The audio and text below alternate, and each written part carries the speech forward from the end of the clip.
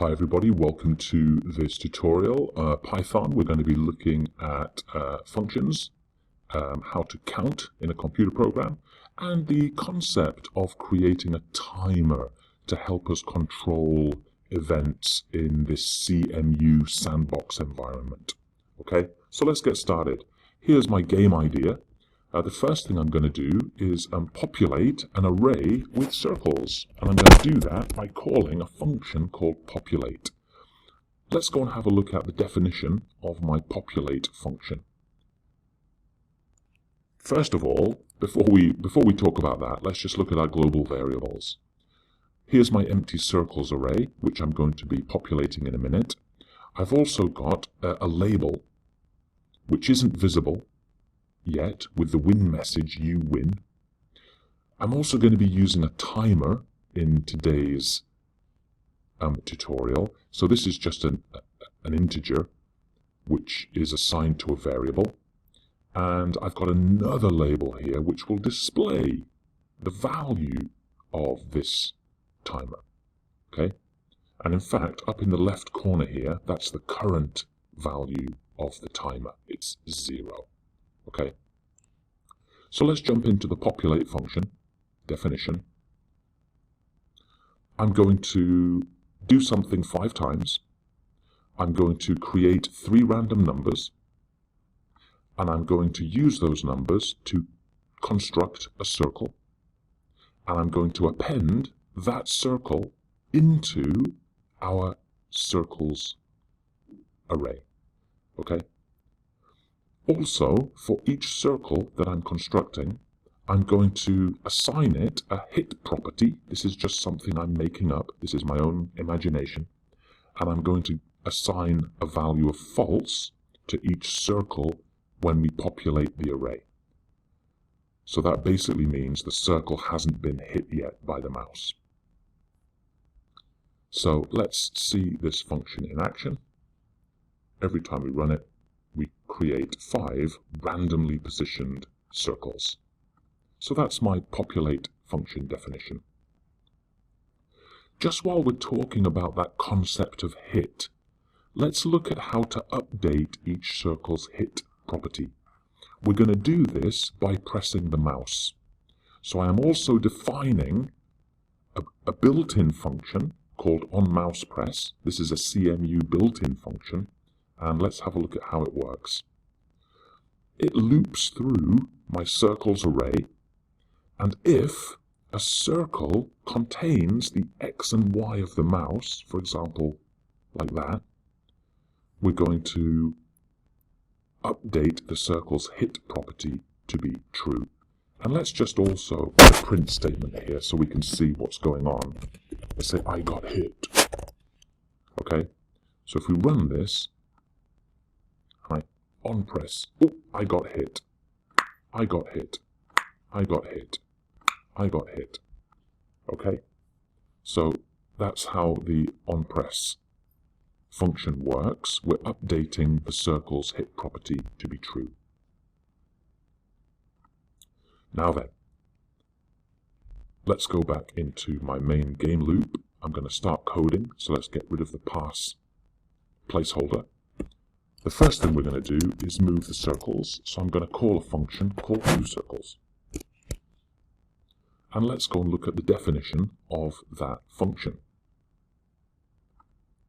Now, this function makes use of my game timer. This is how it works. It keeps adding 1 to the game timer, and it sends the latest value to my timer label, which is up here. When the game timer reaches 200, that's when we move the circles. And to move the circles, all we're doing for each circle in the array, we're just changing the center X and center Y property to be a new random number. Now, after we've moved all of the circles, we reset the game timer. Now, let's see how that works. No movement is happening until the game timer reaches 200. Then it moves and the timer resets to 0 and starts climbing to 200 again. So move to 200, move those circles, reset the timer to 0. Get to 200, move the circles, reset the timer. So that's how that's working. Now we can use this to speed up or slow down the game. Okay? So this allows us to control the level of difficulty of the game. Let's keep it at about 200 for now. In fact, I'm going to put it up to 500 because I really want to slow things down. So that's my move circles function logic. Let's go back to my game program. The next task is to check how many of these circles were clicked. Okay, so I'm going to call a function called checkHit. Now this function is very interesting. It's going to return a number to my main program here, which I'm going to grab that number in a variable. I'm going to grab the number. So if this function returns the value 2, then that's the number that I'm storing in this program. Okay? Because that's what this function does. It counts how many were hit and then returns that value to my main program. So let's look at the definition of my checkHit function.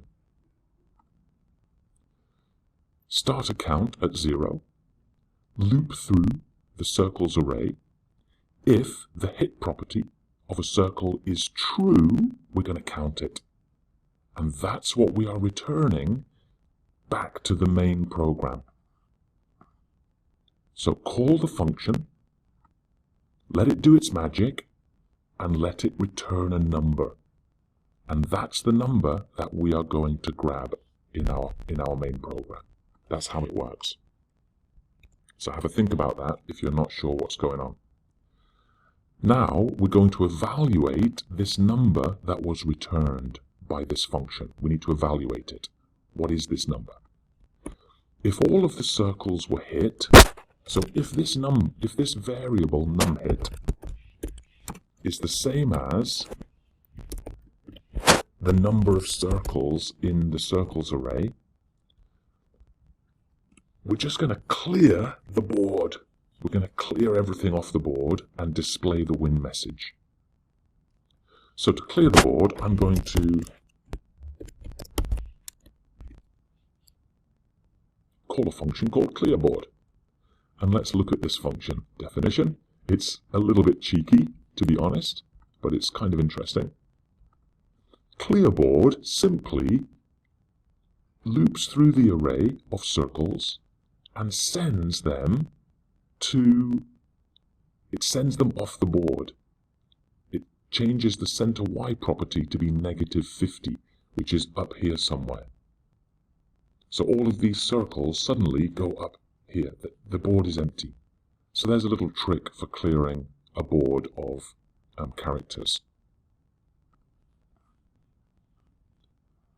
So we clear the board and then we display the win message. So I'm just going to call another function called display win message. And let's have a look at that function definition. It just takes my label win message, which I've got up here. Remember, I made it visibility is false. So display win message function simply updates the visibility message to true. Okay, so let's run my game and see if we can see this in action. 1, 2, 3, 4, 5. All right. Have a think about it and let's have a go.